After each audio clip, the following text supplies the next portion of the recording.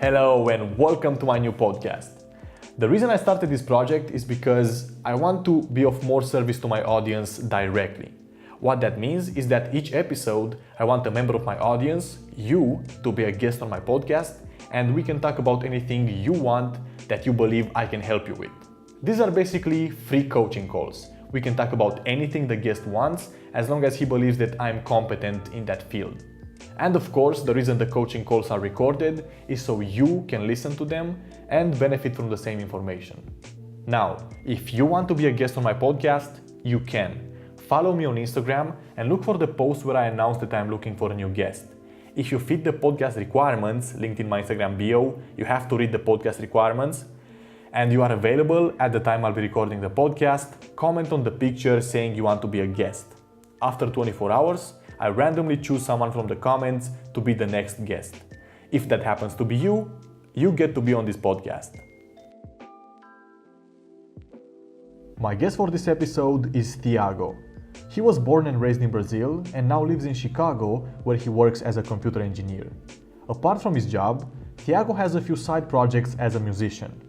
He wanted to talk to me about how he could provide value to people through his music and eventually earn money by doing that. We discussed how you can build an audience online, how to stay motivated in the beginning when your business grows very slowly, how to handle criticism, and how to be comfortable exposing your life on social media. This was really fun to record and I thought it was a great talk, and I hope you will get value out of it. Tiago, what can I help you with? What is your first question? Sure, of course. Well, as I already mentioned in the beginning, I heard something from Tony Robbins 2 weeks ago that really stuck with me, and that was the only way that you can build something meaningful or in terms of money, build wealth, is if you exchange value with people, right? And I started thinking about it, and I was like, in fitness, that's very straightforward, right?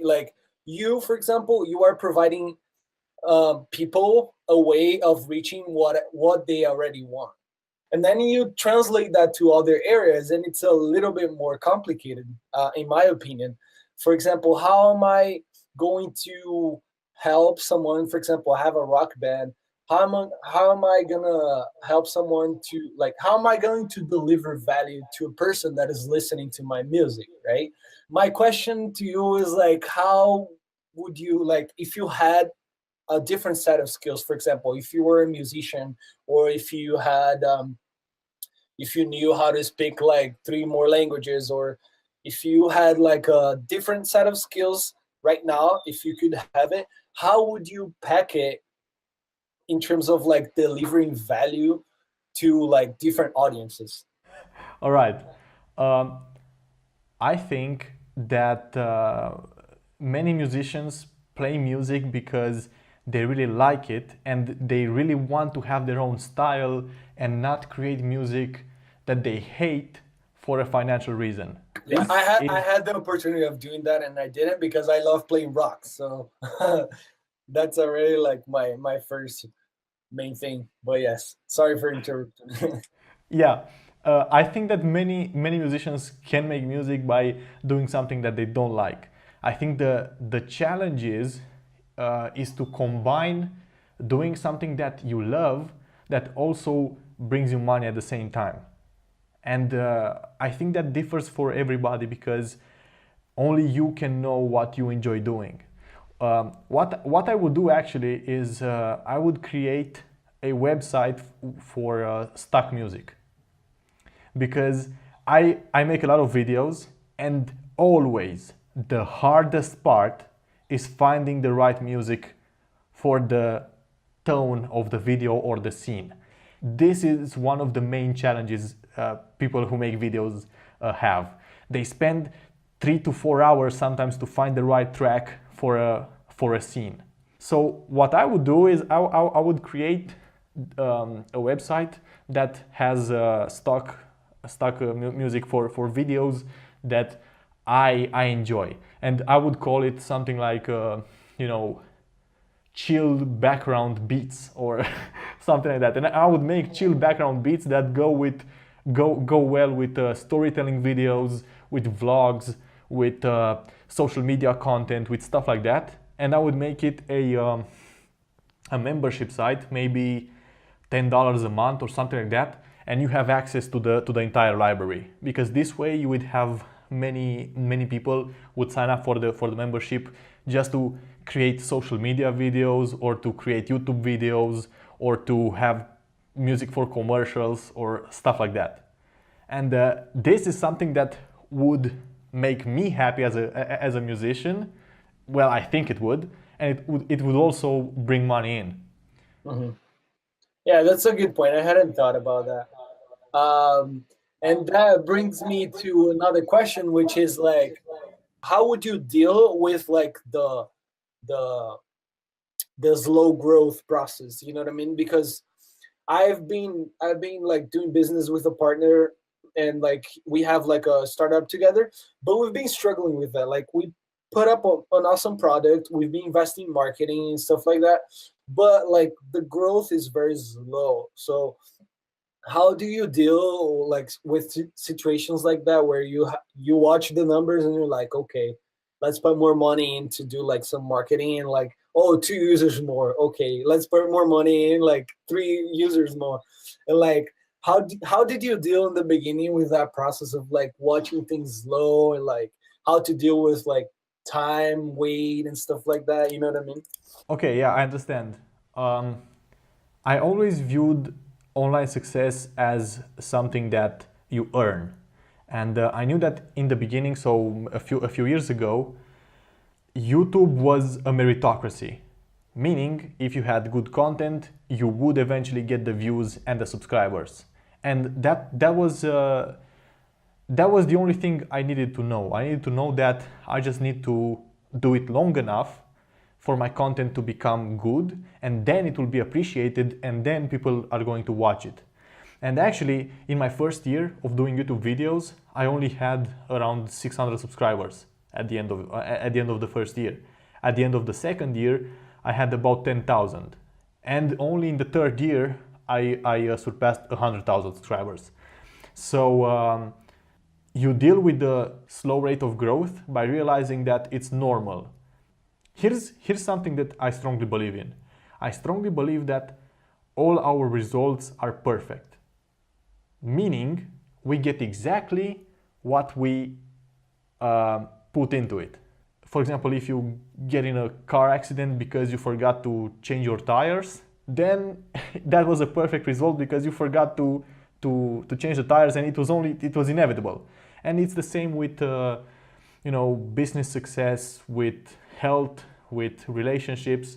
We always get what we deserve eventually.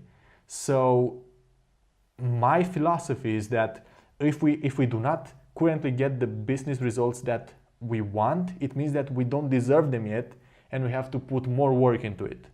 And my opinion is that marketing is not always the right solution, like you said, to put more money into it, so you attract more people. Because what you can do is you can put a lot of money into a Facebook page or a YouTube account, and you can get a lot of subscribers and you can get a lot of likes, but you may not deserve that audience yet because you do not already have the skills of a content creator that has such a large audience. You may not know how to present yourself on social media. So you may have a big audience that eventually leaves you because you do not have the skills yet. It's like people who earn the lottery, they have money, but they are not rich. Because rich is a mindset. I remember Jim Rohn, one of my favorite motivational speakers, said that if someone gives you $1 million, you'd better become a millionaire so you can keep the money. Because otherwise you're just you're just a guy that is in the habit of spending a lot of money, that has a lot of money. He doesn't have the habits, he doesn't have the mental state of a rich person in order to keep that money. And I think it's the same with an audience or with a customer base. You need to deserve to have a large customer base, a lot of followers, a lot of subscribers, a lot of sales. It takes time to change your self-image, to transform yourself into the person that deserves to have those results. Yeah, man, that's really really nice to hear. Also brought me like another question, which is in terms of criticism, because when we talk about like YouTube and like exposing yourself in that way, I consider myself being like reserved, but I'm not shy at all. But I feel myself like being reserved. I don't feel like sharing too much, and putting a camera right in front of me and like talking is like like exposing myself a lot. Even though I think I would like be able to do it, I feel like the the amount of criticism that comes from it, or that can come from it, kind of like keeps me like my comfort zone. Like, I don't know, I'm fine. I associate that kind of stuff like to pain. You know what I mean? Like, you do a lot of research for the video, or like you do whatever, you have great content, and then you let it slip a little bit, and people are like, you are totally wrong, where did you read that, or like, that's bullshit, whatever. For example, I read a comment on your YouTube channel that the guy was like, "What when you did the video for the Greek god?" The guy was like, "What is he talking about? He thinks he's a Greek god." LOL. You know what I mean?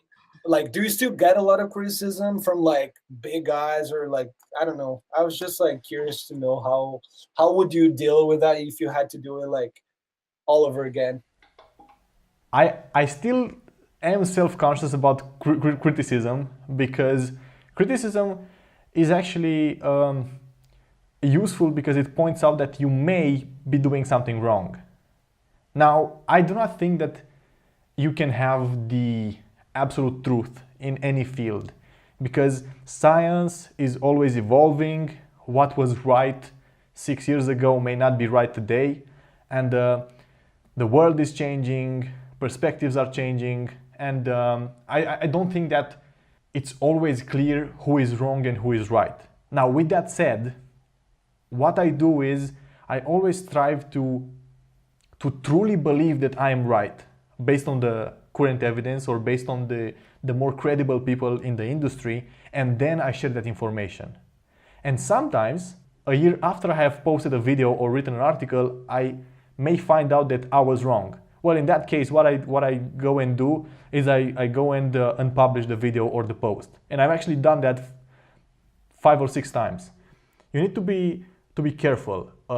Don't always dismiss comments that criticize your content, but ask yourself if the person is right or not. And this is what I do. This is how I've dealt with criticism. And in terms of my physique, for example, you said that people say, "Hey, this guy thinks that he's a Greek god." I totally agree. I think I'm not as muscular as many other people in the gym that don't even create content about fitness. I'm not as muscular as many other fitness YouTubers, but that's fine because I appeal to a different audience, and I know that I'm doing something right when the people that I admire in the fitness world, the people that I watch and I read, they watch my content and they approve of it. Because it really matters who writes the comments. But everybody is afraid of criticism in the beginning, and what I did to minimize it is I really didn't know how to speak to the camera. I didn't know how to present myself online, and to avoid a part of the problem, I wrote my videos in advance, and I would speak to the camera only the words that I have written down before, in order to have the information presented as clearly as possible, to not make mistakes from not being able to recall certain pieces of information. And this is a technique that helped me a lot to avoid criticism. Awesome. Sounds good. And I don't know how much time we have left, but I would have like another question. Nowadays, like, you use YouTube as your main like tool, and I think about like doing that too. But the only thing that I'm not sure about is like, is this exposure thing. Because for example, now I know who your girlfriend is. I know which car you drive. I know, like, and that kind of scares me because I'm not the type of person. I'm like, dude, if I start like creating content on YouTube, like people are gonna know about me and like they're gonna be judging me all the time and stuff like that. And how did you get to that point where like, you know what? I don't care. I'm going to share it, and if people judge me, I don't care. That's something that I'm very like curious about because I struggle a lot with that. Yeah, but do you want that? Do you want to be an online content creator or influencer or however you want to call it? Based on what you said, I don't think I wanted it enough, because if I wanted it enough, I wouldn't care about like this side effect, right? That's what you're trying to say. No, I was just saying that if you do not want it, if you do not feel comfortable in that position, maybe it's something that you shouldn't do, because not everybody needs to be the person that creates the content and interacts with people. You can be more comfortable in a supporting role. For example, imagine that instead of being the person that runs a company, you are working from behind the scenes and you are creating the music for the ad campaigns that uh, you know are popular all over the world. For example, you created the McDonald's tune, or you created the jingle for I don't know what company. You can take your satisfaction and success from that. You don't necessarily have to be the person that is the face of it all, because this is a lesson I've learned. I always assumed that really, I would really love to be the manager or the CEO of my own company. And CEO, a lot of people use CEO these days and all they have is a website or whatever. But I wasn't really comfortable in the manager position because I just wanted to be the content creator that does things whenever he wants and answers some emails and reads stuff when he wants and doesn't I don't have to deal with all the problems and coordinate everybody and make sure that they're doing the job properly and all that. But this is what I thought I wanted a few years ago, and it's interesting. It's interesting. It's interesting because what you think you want may actually be something that when you get, you realize that you don't actually enjoy. So I think that the only way you can learn if that's the case is to actually do that. So try making a few YouTube videos, try creating some content for Instagram or for Facebook and see how you feel. But if it feels uncomfortable, if it doesn't make you excited, it's probably something that you shouldn't do, and you should think about how you could use your skills in some other way, one that really makes you excited and happy about your work. Makes total sense, man. Yes, that's a really good point. Yeah, Gary Vaynerchuk talks about this a lot when he says self-awareness. He says, hey, realize what your skills are. Realize, he says that in this day, the narrative is that everybody needs to be the owner of their own company and they are an influencer on social media. This is something that everybody wants. But not everybody would be happiest in that position. For example, many people would much rather work behind the scenes and make sure that things are well organized in the company. Make sure that people are doing the job properly. Make sure that people are trained properly. Make sure that the products are packaged properly. And this is something that it's neglected in our social media world because we all want to be, the face. We all want to be the symbol. But this is what we think we want. Because like you said, maybe if right now you had an audience of 1 million people, you would feel way too much pressure. You would feel, oh my God, I need to post my updates, and I need people will expect content from me. But today I just want to stay in my pajamas and play video games. And that is when you realize that, hey, I actually may not want what I thought I wanted. Got it. Yeah, makes a lot of sense. I totally understand what you're saying. Thanks so much, man.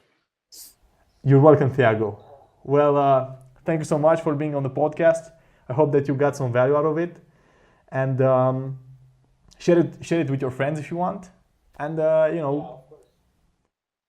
thank you for being here. Thank you so much, Radu. Have a great day. You too. Bye bye.